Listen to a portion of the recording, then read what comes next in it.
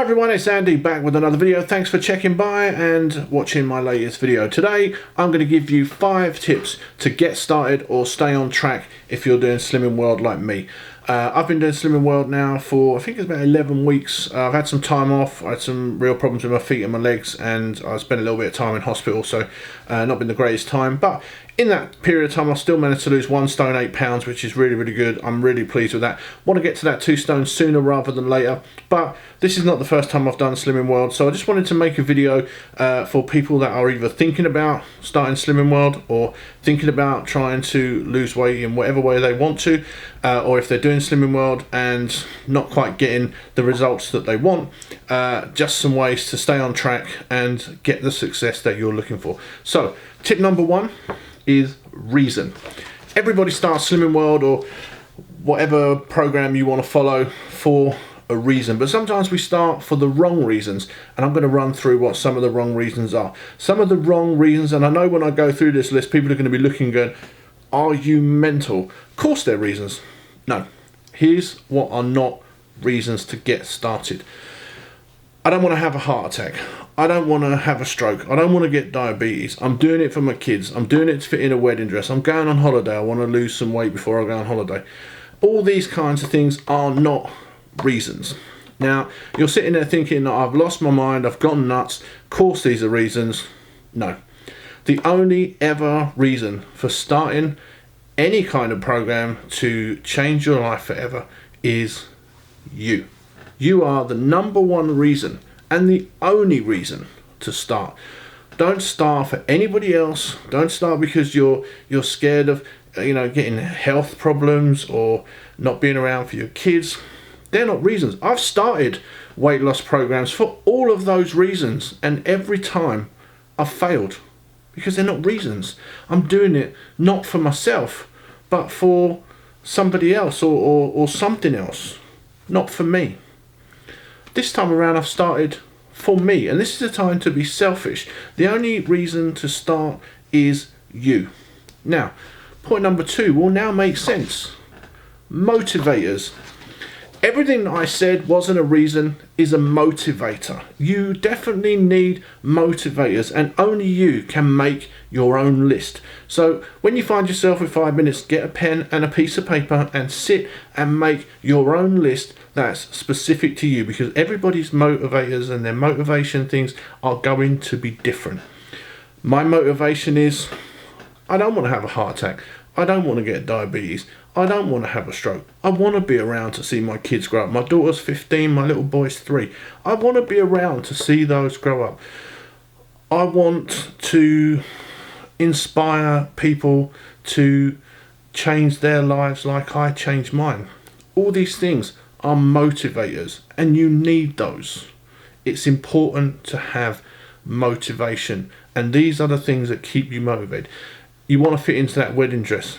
That's a motivator, not a reason, because if you started Slimming World with the reason that you want to fit in your wedding dress, let's say in total you needed to lose 5 stone, but you really only needed to lose 2.5 to fit into the wedding dress, and you do that and you fit into the wedding dress, you have a nice day, you get married, you're happy, you start easing into that comfortable married life, and then what happens to the other 2.5 stone that you want to lose?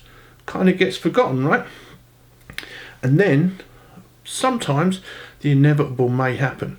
You start to put on, and maybe that 2.5 starts to creep up slowly, and then you've put that on and you've put a little bit on top. And every time I've started for a reason other than myself, that's happened. I lose weight, something happens, and before you know it, I've lost 5, put on 7, lost 8, put on 10. Because I started for the wrong reason. You need to start for the right reason. You need the motivators. Number 3, plan. You need to plan. Plan for everything. If there's something you can do today that will save you time tomorrow, plan it, get it done. If you know in the morning, if you're a husband or wife, you've got kids, you've got to get them to school, you've got to get to work, and you know that in the morning is a super busy time for you, one of the greatest things you can do is overnight oats. When you're making dinner the previous night, you can make your oats at night, put them in the fridge, get up in the morning, and if you are super pushed for time, all you got to do is grab them out of the fridge, grab a spoon, and you're off out of the door and you're on your way to work. Nothing to do because it's already done, because you planned. If you can make your lunch, make it the night before, rather than putting all those time pressures on yourself in the morning. If you know you're going to be busy, plan for things ahead. If you're going out on Friday night with all your friends from work and you're going to a restaurant or a bar and you're going to be eating, most restaurants and bars have got their menus available online. Get on there, check the menu, see what you can eat, plan ahead. Have a backup plan. If you chose the chicken, choose something else. Choose the lamb, choose the fish, just in case they haven't got the chicken, just in case they haven't got the lamb. Have 3 choices. Allow yourself sins, allow yourself drinks. Put that into your plan. And you've also got a plan for things that you can't control. You can't control other people. But how do you plan for that? Sometimes, how many of you have gone to your group and you've maybe only maintained, or you've only lost half a pound or a pound, or you've put weight on, and you leave the group? You stay because you think you should, and you want to try and get some motivation and talk to the other people and that have been in the same position that you're in. But you leave out of your class, you still feel deflated, you go home, you moan to your friends, you moan to your family, and then they don't want to sabotage you on purpose. They sometimes just do it out of a place of love because they want to cheer you up. So they'll be like, oh, come on, have a cup of tea and a biscuit, have a cup of tea and a cake. And before you know it, you've eaten a cake, but then that can escalate to some ice cream. And then you get into that mindset where you say, oh, I've blown it today, so I'm just going to have a takeaway, or I'm just going to do this. And then if it lasts for a couple of days, oh, I've blown it this week, I'm just going to write this week off. And why put yourself in that position? Plan.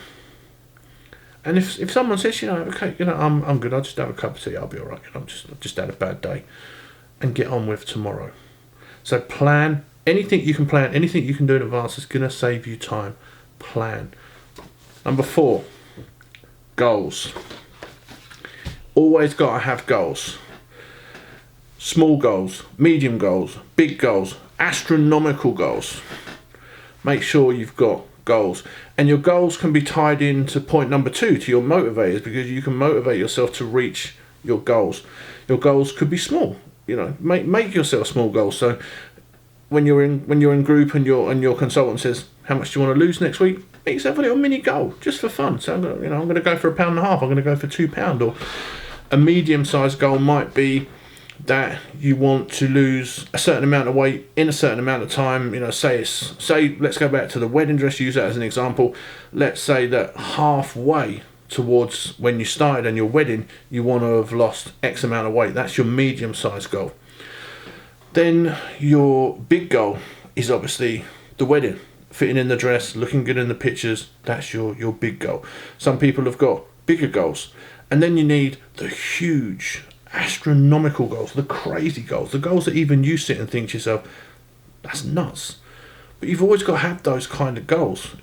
I've said it in one of my other videos that there's a saying that it's better to aim high and miss than to aim low and achieve.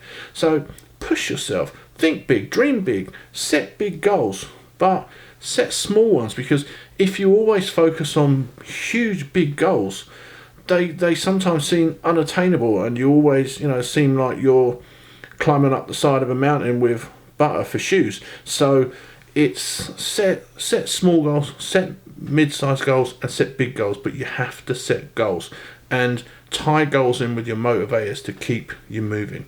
And then the last one, point number 5, is the very, very most important. And number 5 is do. Everything 1 to 4 is completely pointless unless you do. There's an old saying that knowledge is power. Knowledge is knowledge. You can read all the books about losing weight. You can read all the self-help books. You can read all the books on any topic. You can become the most learned person in the world about any topic. People go to college and university to study to be surgeons. They take years to learn. They could be on paper the best surgeon in the world. But knowledge is knowledge. There's no power in knowledge. The power comes from doing. A surgeon is not going to be great. There's no power in learning to be a surgeon. The power is when you step into the surgery and you operate on someone and you save their life. That's where the power is. So there's no point in getting the reason and the motivators and the plans and the goals if you don't do.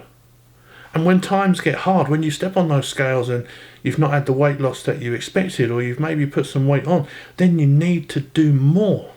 You need to push harder. You need to do. And you just need to keep doing. Because the minute you stop doing, everything stops. And that's where the whole yo-yo diet syndrome comes from, because you're doing well on any kind of, whatever it is you do. You start losing weight, you're feeling good, then you for some reason you stop, you switch off, you stop doing. And what happens when you stop doing is you almost start to go in reverse, and the weight starts to come back on and come back on and come back on, and it creeps up on you really quick, and before you know it, you're back to where you started, or you've gone even further back and you've put more weight on. And what can trigger that is those rough days when you haven't got the weight loss that you wanted, you've put on, but you know why you did it. And probably the reason you did it is because you didn't plan. You went to a party, you went out with your friends, you knew this was something you were going to do, but you didn't plan.